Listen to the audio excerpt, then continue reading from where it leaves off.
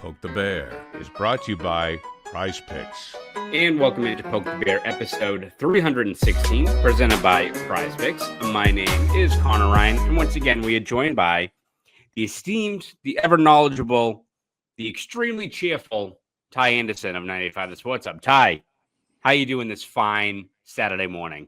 What's going on? How are we feeling today? Not great. Well, not great in terms of the way the Boston Bruins are playing. I am in a great mood because the BU Terriers are playing Cornell, a school that no one likes, famously. Shout out Andy Bernard. Later on today. That's a big red bear. That's a big red bear.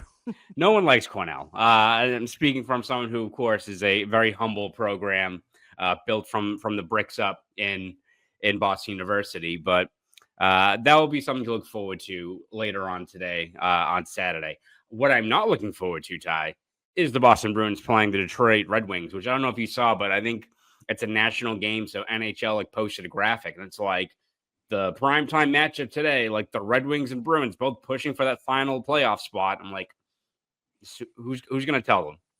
Especially from the Bruins side. I mean, it's not like Red Wings are much better, but that is a battle of mid in terms of those two teams playing. But beyond the game tonight, the Boston Bruins are not good, Ty. It's bad. It is not fun. Every game feels like it's the same, follows the same script. It's kind of like the Land Before Time. You watch one of them, you've seen them all. There's only so many times the media can threaten the Valley, or the T-Rex comes in and wreaks all the havoc, and you're seeing the same shit without the dinosaurs. So it's not even cool the way the Bruins are losing the same time. Is this the worst Bruins hockey that you've ever seen? Because it might be for me. This is bad. Yeah, so it's hard to say it's the worst because I was an idiot and I would regularly go to games in 2005, 2006, and the 06-07 season. So I've seen worse, but not by much. You know, I feel like Bill Murray in Ghostbusters 2, when he's taking a picture of Vigo and he's like, I've worked with better, but not many. Like, that's kind of how it feels like, but it's just the opposite here. This is pretty bad. And I think really what's been bad about it is that, you know, you're losing games. Yes. And when you trade off Brad Marchand and Brandon Carlo and Charlie Coyle, you expect to lose more games than you're going to win down the stretch. That feels very obvious. But this is really next level kind of losing. You know, you're losing these games by what feels like an average of, 4 goals every game. Like that's another level of losing. That's like Buffalo in 2014-15 trying to get Connor McDavid levels of tanking, of just bad play. And, I think for me, Connor, the thing that is frustrating me the most right now is that I just feel like there's no pride.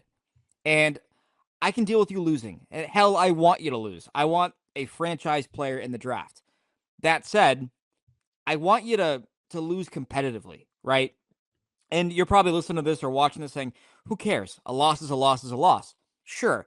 But you feel a lot better about your future, and you can identify players a lot better if you're losing 2-1, 3-2, and you're getting some valuable contributions along the way.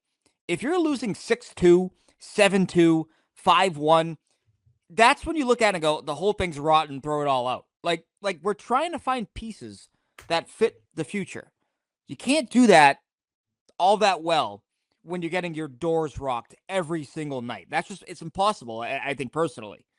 Yeah, it's almost like, and I try to find the outlier in this 7-game losing streak, which you really can't, because it feels like every game they've been getting their shit rocked. Like, you can look at the San Jose game, but why would you draw any positives out of say? Yeah. Why would you draw any positives out of a game, though I guess was kind of close, but it's also the San Jose Sharks. So I almost look at it like the Panthers game right after the deadline, where they come back in the third period and win. Let's say like they don't come back and they lose by a goal, but they claw back and guys are pulling on the rope. That's when you're like, all right, this team just is what it is. They don't have the horses, right? You can't compete with a team like Florida with the way your roster is built right now. But you know what? They gave it a good fight, It's like Bentley playing BC yesterday. You're not going to match up against them, but you gave them a hell of a fight, and you can draw some positives out of that, especially for a Bruins team that is clearly looking ahead to next year. And you're just trying to find whatever silver linings you can for these final, at that time, 9-10 games left in the season. But to your point, like, what do you gain from just getting smoked every single night? Like, the only people who are looking at it positively are probably just Bruins fans being like, oh yeah, we might fall into a top 5 pick, which is true. And that will help you out quite a bit. But the manner in which you are losing, is it almost kind of like a fine line you have to hit where it's like, I think we all agree losing is best for this team right now as you're trying to max out a miserable year. If you get a pick, a top 5 pick or anyone like that, maybe it eases the pain a little bit of what this is right now. If all of a sudden we're talking in June and we're like, holy shit, Michael Misa might have 65 points next year, right? Like, that will all work out. But for right now, when there's guys on this team that are going to be here for next year and for years to come, the David Pastrnak, who looks like he's white as a ghost, talking about the same things every game, guys like Geeky or Zaka or players who are fighting for a spot, like, how much, I don't know if risk is the right word, but how damaging is it for this group that is trying to start this new chapter to just every single game, you're just not in the same tier, you're not in the same realm of competitiveness as all these other teams. And it's not like you're facing the 27 Yankees or the 85 Oilers. Like, what's going on? Yeah, that part of it is real. And that, like, you can't ask guys to not be human, right? And if you're showing up to work every day and the building's on fire and you're understaffed and you're undermanned, like, you're not going to give your all. You'll try, but then natural human emotion sets in and you go, I can't save this place, right? And then you kind of mentally check out, whatever the case may be. Like, and I thought that after the Anaheim game was the closest thing we've seen to David Pastrnak finally hitting that wall as a human being, where he was like, I can't do more than I'm doing right now. He didn't have a great game, but he's also responsible for, a goal. He only scored 2. That's kind of been the story of the season so far, is that, the offense falls completely on his shoulders, and sometimes he can will you to victory. Other times he's at the end of the night going, yeah, we need to do better. We need more help. We need other guys to step up. He's not going to say that, but that's got to be mentally in his head, like, oh my God, I can't be the only guy carrying this team right now. And I thought it was really telling that after the game on Wednesday night, I think it was Fluto who asked Pastrnak about, is this the hardest stretch of your career? And Pastrnak just goes, yep. Didn't elaborate. Didn't say, yeah, but we're going to work out of it. Just said, yep. And then next question. Like that's a bad sign, right? And you can't put it all on him. This is kind of what he's going to be tasked with. He's part of that new core, the new leader, whatever you want to call it. Like, but this is a hard way to learn how to do it on the fly. Like, this is just like the building's on fire and the fire department quit. So good luck. That's a part of that culture that I think is it can be difficult, right? Like when you talk about not wanting to become the Blackhawks or the Sabres, it's not that you don't want to become a team that is picking high every year. It's that you don't want a culture where, like, players are miserable and they don't see the light at the end of the tunnel. Like, that's a hard culture to pick yourself up out of and to find success within. Like, that's when you say, oh yeah, you don't want to be Buffalo. Like, you're not saying, like, no, I don't want top picks. You're saying, no, I don't want that culture of losing and misery to become the norm and to become almost accepted by both the players and the fan base. Yeah, it's almost like you don't want the apathy, right? Like just, oh, this is, I guess, part of the process. So, and then that bleeds into, well, if it's part of the process, like, why would we step up for Tage Thompson? Why would we, like, not be responsible on our own end? And I think you, like, look at this stretch for the Bruins, and yeah, like, they don't have the scoring, right? They have to work. They already had to work when they even had a full roster. Like, they already had to work so hard to generate chances. So they're not going to be lighting the lamp to any sort of impressive degree if it's not the Pastrnak line out there. We all know that. But, like, what you can solve is not losing 6-2, right? There's times, and I think you mentioned this, I think it was after, the Anaheim game, like, the D-zone coverage, yeah, like, the personnel is what it is, but there's, like, just lapses of like, it's not like you're missing just because, like, you don't have Brendan Kahlo out there and the reach and the stick work he had, or Matt going the physicality. It's like the the hockey sense, the effort, the awareness. Like those are things that are bleeding right now where you're like, all right, like I know it's Mitchell and Witherspoon and Callahan and all these guys, like you're not expecting much, but also like opposing teams shouldn't be shredding them to this degree, right? Like they're part of it is talent, yes, but also part of it is just like the general accountability you need to have. And it's just not there now. And that's where it gets concerning, right? Where it's like, all right, fuck it. It's these last 9 games. Like, who cares? Like, oh yeah, that was bad. I'm not going to watch this game anyway. Like that's 10 o'clock. If no one watched it, did it really happen? Well, when you have that in the locker room, when you have your team giving up chances like that, you do run the risk of just bleeding out and carrying through moving forward. And you just can't have that with this team.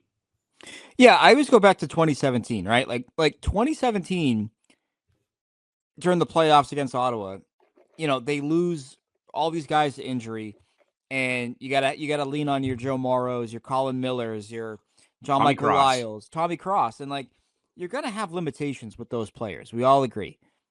You still have to play an NHL level representative kind of game, right? And you gotta do the little things to kind of try to bridge the gap there. And I can accept that you're gonna get your doors blown off by Vegas, best team in the league in my opinion. In their building, they're phenomenal in their building. You understand all that, but San Jose, Anaheim, you can and should compete with these teams. And that's the part of it that is very frustrating. Since the return to play from the holiday break, the Bruins are allowing almost 14 high danger chances per game at all situational play. It's the most in the league. That's not sustainable. And if you don't have the talent, you better block some damn shots. You better put in the extra work, because if you can't, okay, then I don't want bring in Billy Sweezy. Bring in guys that I know are going to care that they're here and playing games right now. It should be an honor and a privilege to put on an NHL jersey and collect an NHL paycheck. And if you don't want to do the little things because you're out of it or whatever, then bring in some guys who can and who will. And that's something that's where I come back to, the pride. I know you're going to lose. I'm okay with losing. Put up a damn fight, though. Make the extra play. Block a shot. To stop making business decisions. Make decisions for what is best for the example that you want to set for other players, right? You want to be here next year? You want to be in the league next year? You want to go play in Switzerland? What do you want to do? Make some plays, block some shots, go the extra mile right now. And I just think defensively, they have been way too lax back there. And their poor goaltenders have been on a freaking island, really, for all month long. We can talk about Swayman and how he sucked. I'm not going to tell you you're wrong. He hasn't had a good year. But if you watch that first period against LA, he's the only reason you're not down by 4 goals. In front of him was a train wreck, an absolute embarrassment. Wednesday night in Anaheim, Korpisalo faces 15 shots in the first period. They tripled them up in shots. I think it was 15-5 through 20 minutes of play. He's the only reason the game is even close. You got to play for each other. And I'm just not seeing that right now. I know there's talent issues, but Jesus, you got to give a little bit more effort here. That's what's pissing me off about this. I know you're outgunned. I know you're outmanned, but you got to play something closer to an NHL level kind of game, in my opinion. Yeah. And it goes back to not just the players, but also management of like, you look at the urgency of which they need to kind of right the ship here. It's not saying next year you need to all of a sudden win, have 110 points, but you need to show signs of being back in the playoff picture or something. Because it's not just like for your own sake of management side, but like look at like guys like Pastrnak. Like these are guys that have been here and all they've known is winning and accountability. And you can talk about the culture and how strong it was, but it's something that has been a foundational piece of the identity of being a Bruin, being in this organization, pulling on the rope, supporting each other. You can't, you see how much damage or how much we're talking about this off of I guess you want to say meaningless, right? Like 10 to 12 game stretch. What if this bleeds into next year, right? Like you can't have this be the case. You can't have David Pastrnak, who was dragging the corpse of this roster into a playoff spot like a month ago.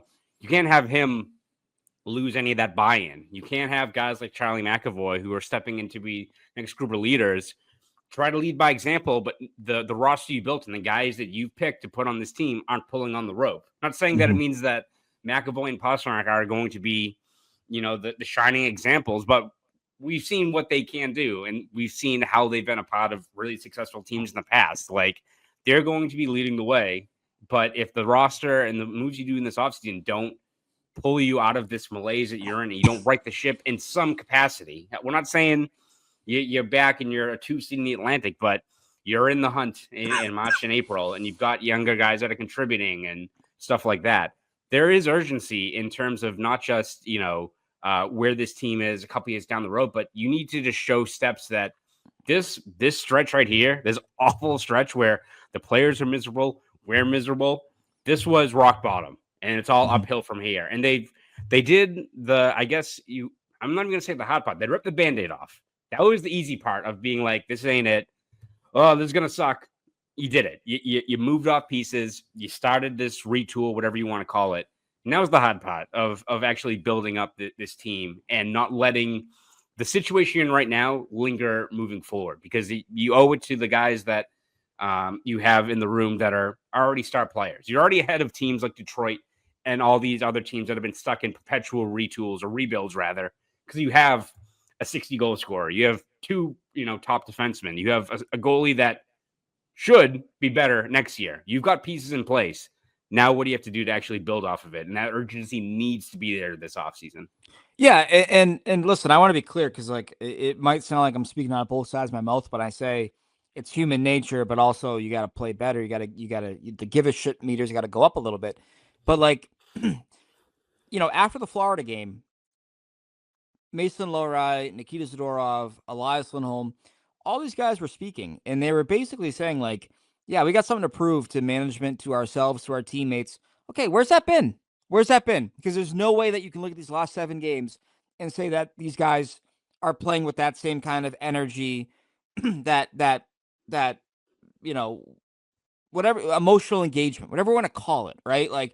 There's no way that you can go from that Florida game and say we want to prove stuff to management, to ourselves, to our teammates, to our fan base, and then watch these last 7 games and feel like they're doing that to their full potential.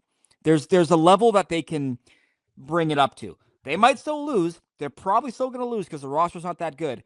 But you got to have more fight. You got to have more passion. You got to have just a little bit more, because 88's not giving up. 73 is out there practicing when he has no real reason to be practicing right now. Yeah. So if those guys are doing it, what possible excuse does anyone else on that roster have to not give that same kind of level and that same commitment and energy for a full 60 for these final 9 games? You're playing for your jobs, and you're playing to show that you can be part of the solution here. And if you're not gonna, okay, there's the door then. That's how it breaks down for me. I understand the human nature part of it, but yeah, like we've said, you got to show that you're part of the solution here moving forward, because otherwise you put me in that spot, you put the fan base in that spot where they're going, yeah, just get rid of everybody. I don't care. None of this matters, because this whole thing seems rotten and smelly right now. Yeah, no, it is something that is worth watching these final games to see if they, at the very least, even if keep on losing, keep on getting that draft pick, you need to show a little bit more effort. Yep. So what I hated, though, is going back to last weekend. It's ancient history now because they've lost 2 more games in brutal fashion. But why don't you challenge the game-winning goal? Why don't you challenge that? That felt like a white flag.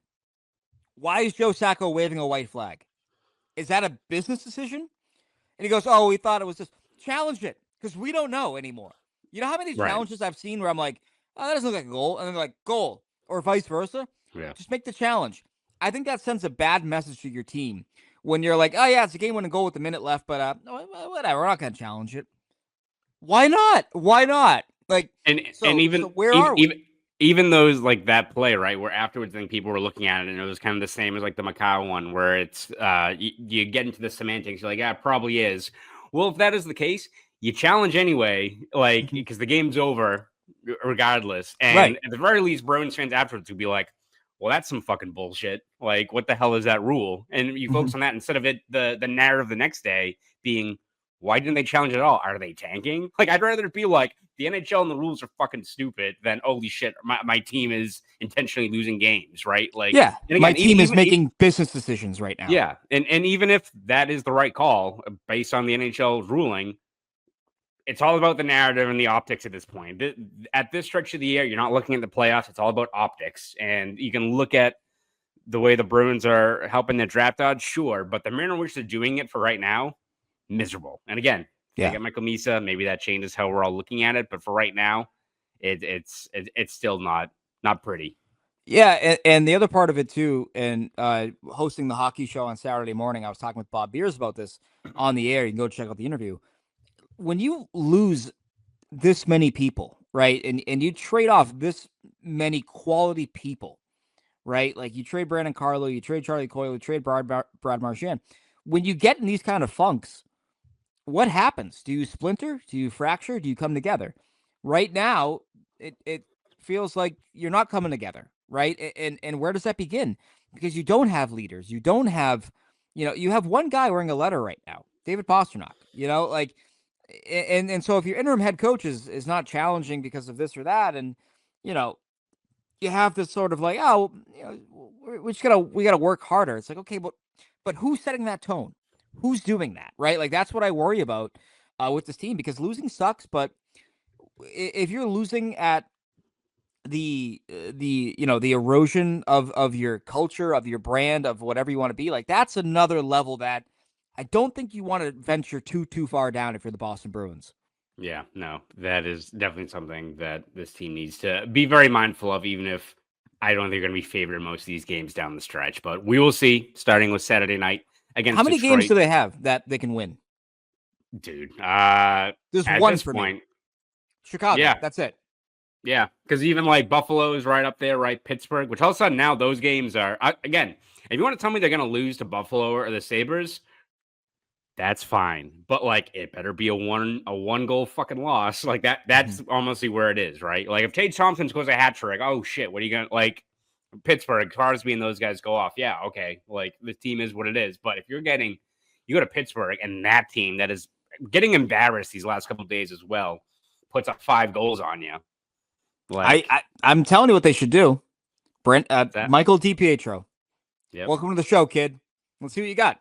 If you play well and you lose, it's like, okay, well, DiPietro played well, so let's see. Let's see what we got here.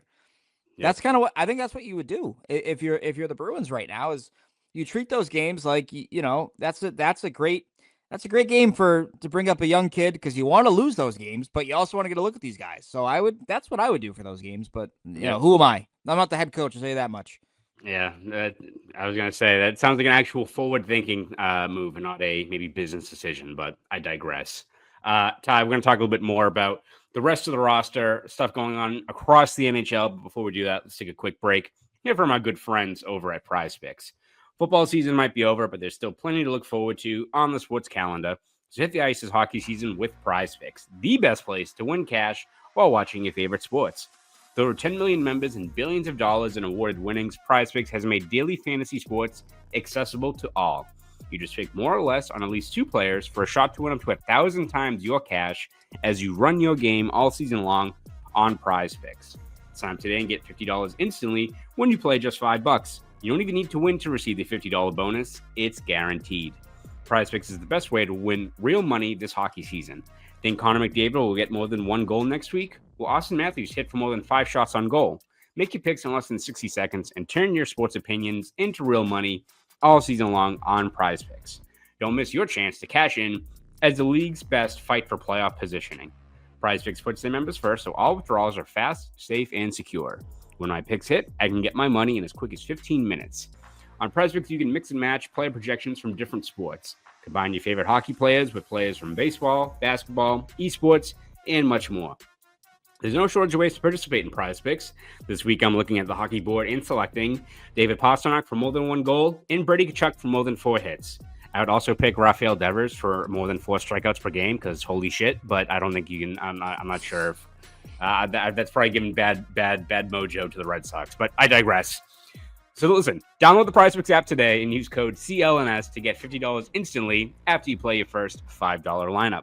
That's code CLNS on the Prizepicks app to get $50 instantly after you play your first $5 lineup. Prizepicks. Run your game. Shout out once again to our good friends over at Prizepicks. Yeah, Rafael Devers, what are you doing, dude? It's not great. And again, at least we have the Red Sox to like take some of our attention off a little bit. Like I'm someone who the sports world, especially in this market, is better when the Red Sox are at least interesting, especially in the summertime. Like having something that's consistently solid to watch, younger players getting called up. That, I guess, is one slightly good thing with the fact that I don't know about you, Ty. I don't think we're getting any playoff hockey this spring in Boston, unfortunately. No, this is the first time since I want to say 2007 that we haven't had the Bruins and the Celtics, at least one of them, in the playoffs. I believe it's gonna be the first time since then. Maybe 14, maybe 2014, maybe 14, 15. I feel like that was like right before you got Isaiah Thomas, right? Or if I can't late. remember. Yeah, I want to say they got in 2015. I might be totally wrong on this. Honestly. That must have been actually must have been a miserable stretch then, because I guess I don't remember that much because it was just literally just the Patriots were the only ones that, because the Red Sox were like post 13 were kind of asked for a couple years. It wasn't until 16 they started getting good again with like the younger players getting called up. So yeah, they let's see, did they make the playoffs? No, they did not that year. Yeah, that's kind of wild that they didn't make the playoffs. But the Celtics were, oh no, they did. They were the 7th seed. They lost to the Cavaliers. That's what right. I was gonna say that's kind of weird they didn't make it because 40 and 42 tends to get you in the NBA. I was gonna say you get like 35 wins during the playoffs now. So it was 2007 was the last time that we haven't had the Bruins in the playoffs. It's not the same when you don't have both teams going, or at least one of them being in scrappy. I'd have to go back and look to see, because the Celtics missed it during like the height of like their tanking, but that was like a 1-year thing. Like they were kind of back in there because again, the NBA, you can get in with a losing record some years. So it's a message to the Bruins, like just have this be the bottom out and then get back at it next year. If basketball can do it. So yes. So correction. This is like the third time since 2007 that including 2007 that we haven't had both of them in the playoffs at the same time. So very, very bummer of a year. Yeah, the Red Sox, Rafael Devers, you can't do all that bitching and then go 0 for 8 with 7 strikeouts out of the gate. You just can't do it. Can't happen. Sorry. Yeah, not great. Looking at across the NHL, I will say Brad Marchand did make his debut with Florida last night. Beat Utah in overtime. Unlike in the Four Nations faceoff where he played like 4 minutes, it seems like another coach in Florida actually is using him quite a bit. So Paul Maurice gives him 16 minutes and 30 seconds of ice time. Marchand has 4 shots on goal, 2 minutes and 16 seconds on the power play. No PK time for him, but also sets up good friend Sam Bennett in overtime. I don't know if you watched it. It was very weird seeing him in another jersey, but looks pretty solid. I did watch it, yeah. Yeah, looks pretty good. Yeah, he's going to be a player for them, for sure. And I think this comes back to, betting against Brad Marchand is always a dangerous game, I think, if you're anybody in the world. Now, things with the Bruins didn't end. I don't feel they ended as amicably as people, and by people, I mean both Don Sweeney and Brad Marchand, want to lead you to believe in terms of, listen, they didn't want to leave. He wanted to be here. He wanted to sign an extension. Didn't happen. And, that's great that they're like, we love it. We love each other. Or all this. But, like, clearly, Brad Marchand's going to use not getting an extension by the Bruins as a chip on his shoulder. He's going to use it as motivation. He's going to use it. He's going to let that carry him through the playoffs because he is a pending free agent. He does have an idea of what his value should be in the league, and he wants to go out and show it. So he's going to be a player for them. No doubt in my mind. It was weird seeing him in another uniform. It was just straight up bizarre, to be honest with you. But he's going to be a good fit for them, man. Like, you look at that roster, like that's probably the closest thing that you're going to have to the 2011 era Bruins, where you got the nastiness, you got the big MFers on the back end, but you also got the skill, like you look at that roster, like they got a good third line. They're deep down the middle. Like that is a really good team, an impressive team. And so Now comes the really fun part for Bruins fans, rooting for the Florida Panthers here to get to the third round at least. You got to be a Panther super fan until round 3. Then you can say, to hell with them. But like that part of it is bizarre. Yeah. It's also weird because, like, honestly, it is something you look at the way they play, and it is kind of admirable of just like how good that team is. Like, again, it's a team that has just literally has broken this team, like, as spreaded them like Thanos down to the last atom of where they are now. But that team has so much skill, so much, like, they check off all the boxes of what you want to build a team in like this era of hockey. And it goes to like what Bill Zito and them have done. But like when they're locked into even the game where they lost to the Bruins, or they lost right after the deadline, like when they're in their zone and they're really clicking, they're just playing hockey. Like, I know that really simplifies it, but they just always know where to go. They're just making fucking plays. They don't get rattled really. It's a damn good team. And it also just shows you more infuriating as to why the Bruins tried to build a team to combat them. And it's like, you still got the formula all wrong. It's like you got some of the ingredients, but then instead of putting sugar in baking the cookies, you put a bunch of fucking salt.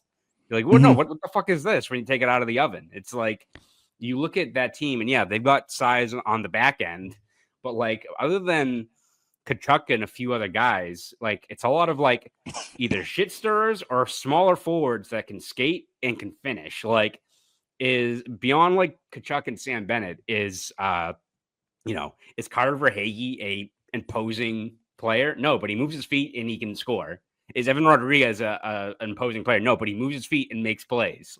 Luosterainen, like Lundell, like look at all the guys they have all across their lineup, and the fact that now you have a pissed off and motivated Marchand in a middle six role, which like ideally if the Bruins retool or were able to inject younger top talent into this team over the years, that should have been like the ideal spot for where Marchand should be. It's almost like I feel like Marchand at this point of his career, and like this is going to like sound bad the way I say it's like that he shouldn't have been like a captain. No, like he more than deserved where he was, but I feel like you get the best Marchand of like unleashed, unhinged shit stirrer Marchand, even at this stage of his career. Like it was well deserved that he got the C, but I feel like now with Florida where he can just be one of the guys and play his game and not really be tasked with, having the weight of all the scoring burden on his shoulders, he's going to be a pain in the ass, and it's going to be great to watch, even if it's not in a black and gold sweater.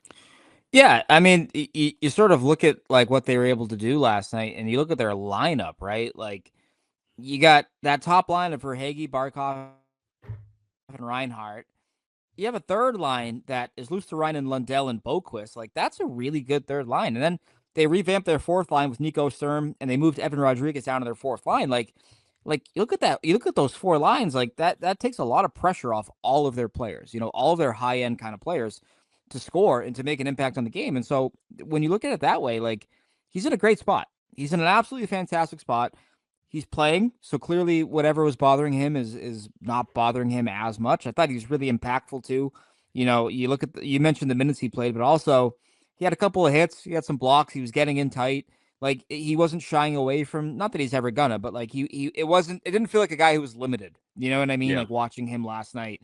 And that's a I almost said Phoenix.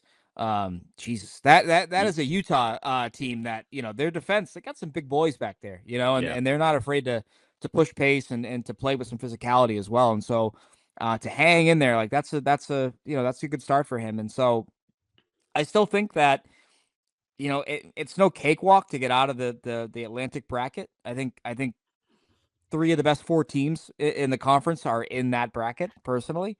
And so that's going to be the challenge for them. But you look at them, like you look at how he can really add to their mix, and keep in mind too, no Matt Tkachuk right now either, for the Florida Panthers. And so if and when he comes back, it's another guy now you add to that lineup. They could have an all, instigator line there with Tkachuk, Bennett, and Marchand if they really want to, which would be quite a sight for sure. So it's a good fit, but now it comes for the Bruins. Now it comes about, wanting to get that pick, become a first round pick. Because if it does, that timeline might be the timeline where like Florida hits the wall. And could be a better pick than you realize, honestly. Yeah, no, Bruins need all the help they can get. That's for sure. Looking at this current Bruins team, I know this has been a storyline that has been discussed quite a bit this week. But the post Swayman, Zadorov discourse, strife, all that stuff. I think everyone who's listening to this podcast is well aware of the initial part of it, of the Swayman, the fight. Zadorov's no comment afterwards. He clarifies it a few days later, even though he like kind of said that Fluto Shinzawa blew it up when like Fluto was literally just doing his job, asking like a very standard post game question of like, what do you see from Swayman there? And you would think the candid answer would just be like, oh, he's got our back, and we just didn't do enough tonight. There's very cliched answers you go with. So I don't know why Fluto was getting called out for blowing up a discourse when he was just asking an expected post-game question. I digress there. But what do you kind of take of all that storyline? Because it feels like, especially where there's not a whole lot of positives going on, that was something that did linger over this past week. And what do you really make of it? What are you putting stock into? I'm not putting stock into any of it, rather. Frustration for Nikita Zadorov after the game. Like I can tell you, I've been covering this team for a long time, and when you're on the wrong end of a loss like that, the last thing you want to do is talk about rallying moments, because was it really a rallying moment or stick up for a teammate if you lose the game 7-2? Like, no, like this, and the fight didn't really actually happen. There's also that part of it as well. Yeah. And so I understand Nikita's point of view here. I don't think there was anything major, but I do think there was something out of it. I do think there's an element there of like, just stop the puck. Like when we're getting our asses kicked, just stop the puck. Don't go break your hand in a fight. Because like, listen, we make fun of Jordan Binnington for doing that stuff, right? We have made fun of him in the past for doing that. Absolutely. Where it's like, oh, like they're losing 4-1. Now Binnington wants to fight. What a surprise. And so I think there may be an element there of that. Not from Nikita necessarily, but if you go back and watch the post games, Joe Sacco was also asked about Jeremy Swayman trying to fight. Totally dodged the question. Didn't even give an answer. Just said, yeah, we got to be better. Like, it's almost like he's like, yeah, I don't want that happening either. I don't like that. Like, and so here's where I land on it. I love Swayman's enthusiasm for a fight. I love his enthusiasm for an adventure. You got to get your own game in order first, or it just rings kind of hollow. And that's, if he really wanted Darcy Kemper, he could have got to him. He had one ref in his way. If you want it that badly, go and get it. So what do we want? What do you want to do here? Do you want to fight? Do you want to go viral? Like what's like the real motivation here, right? And so I think that's kind of how I feel about it. And I do wonder if subconsciously there's an element there of like, dude, are you about this, or are you just trying to get some people talking? Like what are we doing here? Again, love the energy, love the willingness, but all right, do it or don't, and focus on stopping the puck, please. That's kind of where I land on it personally. Yeah, if Swayman next year's got a .920 save percentage, he wants to drop the gloves at the Garden with like Sam Montembeault when both the Bruins, hopefully, and Montreal both on the upswing, that'd be fun. And again, you got a little bit more of a resume you can look at to be like going in a spot like that, as opposed to, yeah, as you said, it's time and place more than anything. And yeah, I agree with you. I think it's the natural frustration and being like, all right, man, let's focus on like getting our own shit in order. Like, this sucks, as opposed to it being like, as soon as that the comments from Zadorov came up, people were like, oh my God, like this team all hates. Like, no, like I don't think it's that, right? I think it more has to do with just the natural frustration of where the team is at. And the most important thing right now is for every individual player to get their own game in order. And you're just not seeing that right now. And it goes back to what we first said on the start of this podcast, Ty, right? Like, it's all about mental focus, buying in, and staying focused on the task at hand. And yes, you can look at the season is what it is right now, and the season's lost, and they're just, these games are consequence free, but feel a lot better if down the stretch here, even if the Bruins, you don't want them to win games. What if like Swayman had like a 35 save shutout, one of his final games of the year, and you'd be like, you know what? It's not going to change what's happened this year, but that's a good way to go into the offseason, isn't it? As opposed to I'm going to try to fight Darcy Kemper and then get smoked the final half of the game, right? Like, Bruins fans are in a foul mood, or they're down. They are down on you as a player when even when you try to fight and they're still like, stop it, cut that out. Yeah, Like that's exactly. when you know things are not going your way this year. And they haven't for Jeremy Swayman. And so, as far as the comments themselves, I don't think it's anything to fret over. Yeah. I do, however, the action, I think, like, enough. Stop it. Stop. Like, until you get your game in order, as you said, next year, if you're better and you want to do that, it's going to make for a better moment. But if you fight right now with the way your game is, it's going to come across poorly. It just is. It's not to hold that against him. Again, love the willingness, love the compete, but you got to fix your own game before you do that, because right now it would come across as a distraction. It's like, hey guys, don't look at how I'm playing. Look at I fought. Isn't that cool? Like that's I go back to David Backus fighting in 2019, 2020 when he was fighting and Bruce Cassidy's like lineup.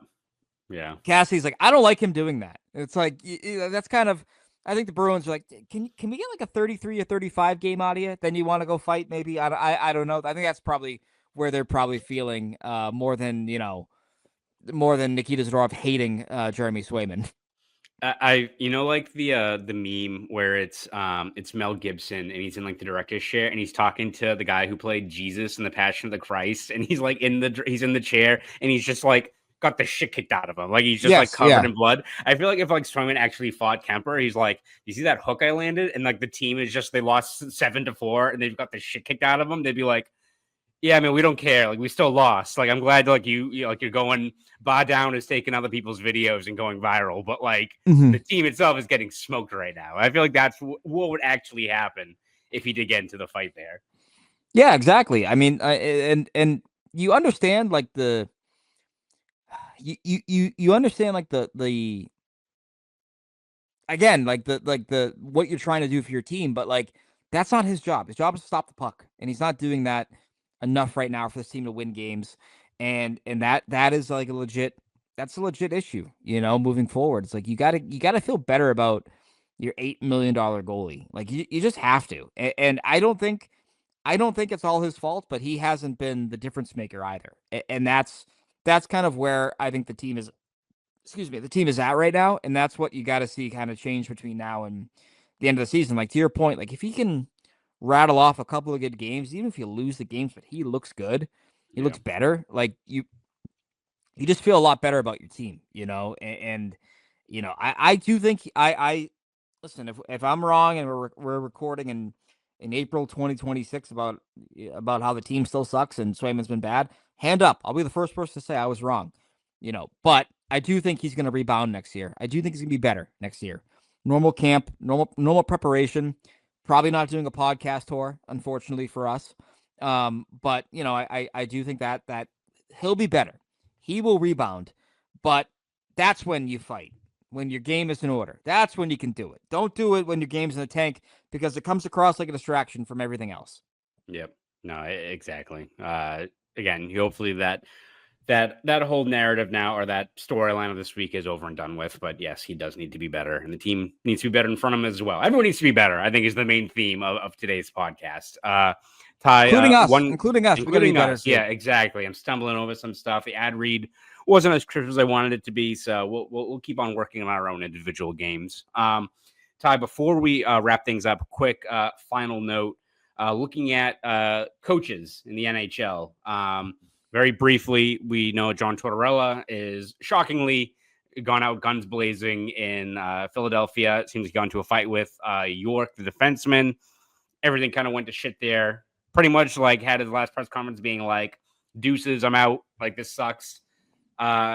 Looking at like Tortorella, and even just not just him, but also those guys that could be on the market that have established resumes. You kind of know what you're getting in with them, like the Gallants, the Laviolette, maybe, right? Like those kind of guys. Do you think where the Bruins are right now, where you imagine management's looking at them as like, we just need to get our stuff back in order?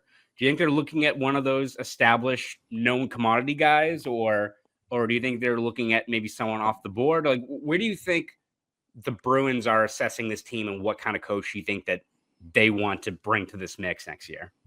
I think they're going to go Prickly. I do think they're going to go a guy who is direct, who is stern, can sometimes be a little bit, maybe,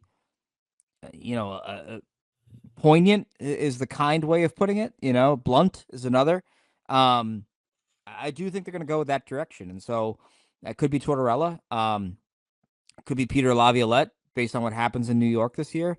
But I do think the natural cycle of coaching is that you go from nice guy to, blunt cup, bad guy, cup. and then you go back to the nice guy, and then like it's the earth rotating. That's kind of how it goes. Like your axis now, the way you're spinning is you're indicating that you're going to get one of those kind of guys, and so I don't know if Tortorella is that guy. I would say this is that I feel like based on what Tortorella said after that game against the Maple Leafs, the Bruins would be his kind of team, a team that wants to win now, a team that wants to compete, not a lengthy rebuild. I think for Tortorella, I think a big factor here was the fact that, so last year, they don't extend Sean Walker. They trade him instead, a guy who was thriving under John Tortorella. Then this year, they trade Scott Laughton. They trade Eric Johnson.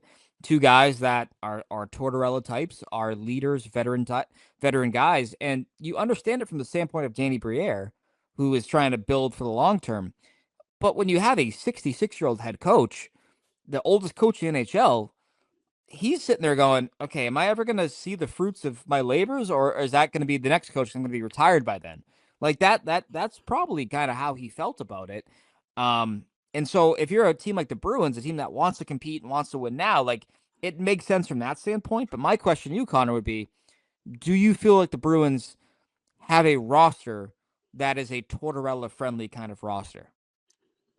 Well, that's I don't even know what the friggin' roster is going to look like next year, right? Like that. Like how are you building a team that? Because I think there are definitely teams that can get energized off of what he brings. You look at like even those Columbus teams where like they had skill, they had a lot of guys that were really talented, but also like they blocked everything. Like that was a quintessential Torts roster, that 19 Blue Jackets team.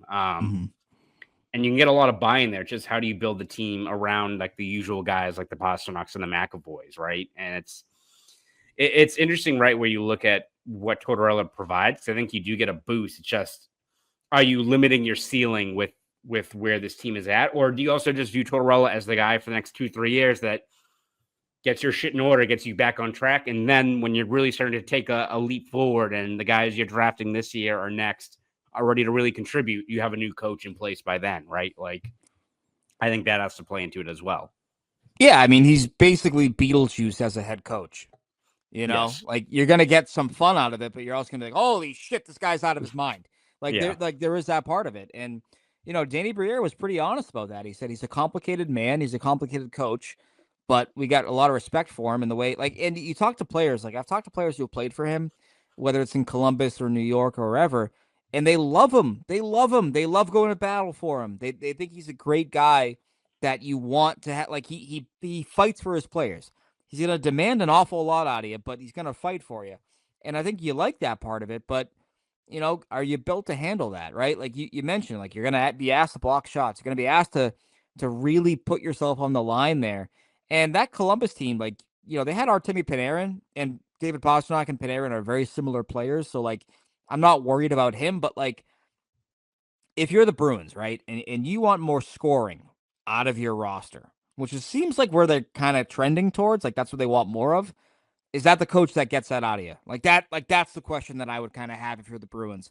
It's nothing against him as a person, but stylistically, are you now, at one point you looked like, hey, that's a good match, but are you now drifting in opposite directions where it's like, okay, you bring in Middlestad, you bring in Hustadinov, you kind of acknowledge that you went too far deep into the size and physicality pool. Now you're going to bring in a coach who would love that kind of style of play. Like that would be a little bit conflicting in my opinion. So I'd be curious there if that's actually a fit.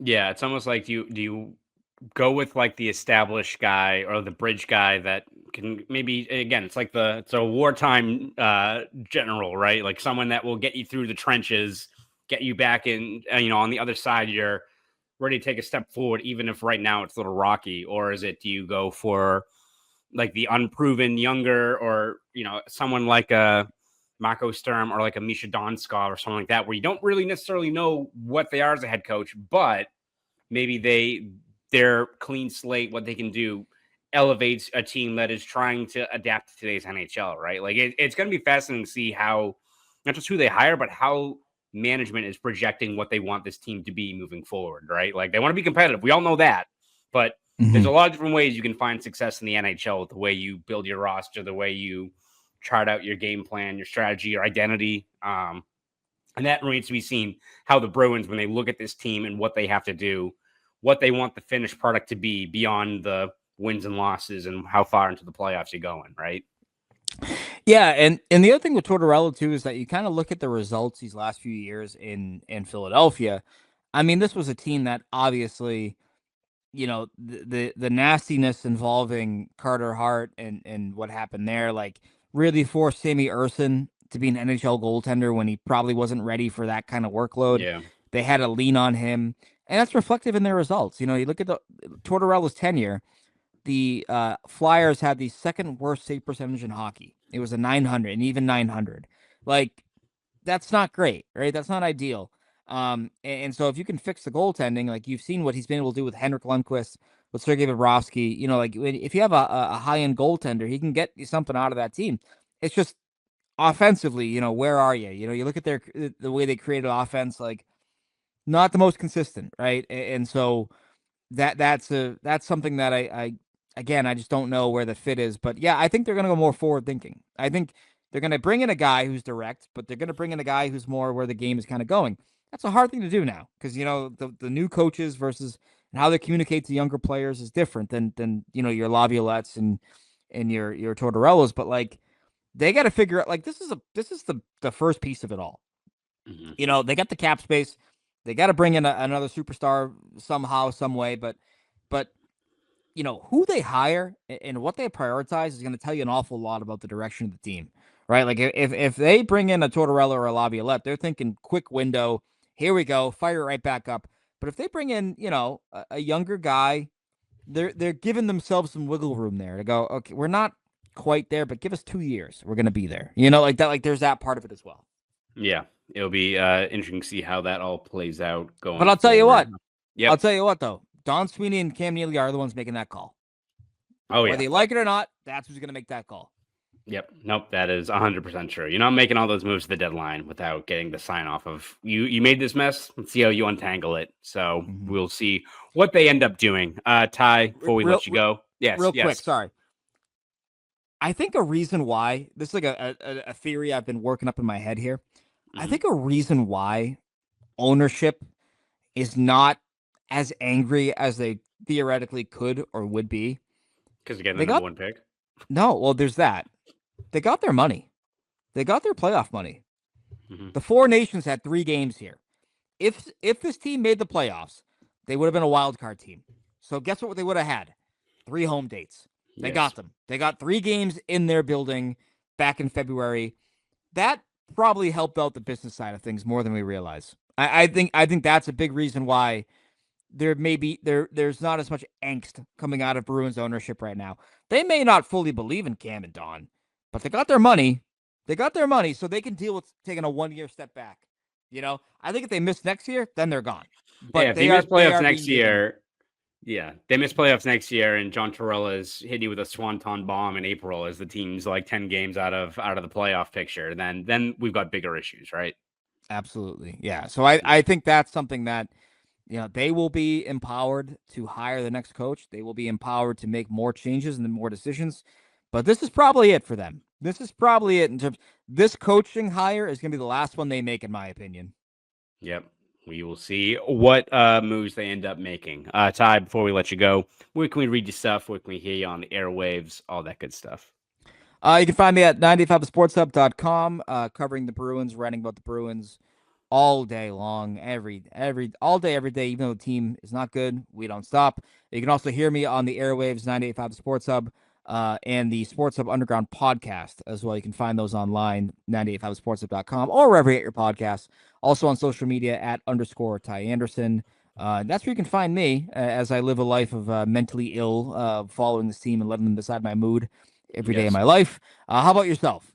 Yes, you can read my stuff over at boston.com and the Boston Globe. We've covered every step of the way this Bruins season, including during the offseason, where we will remain very busy between the draft, free agency, new coach, potentially, we'll see, but writing's on the wall.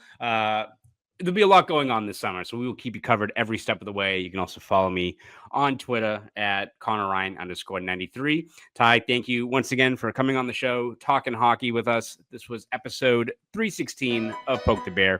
You fans have a great rest of your week.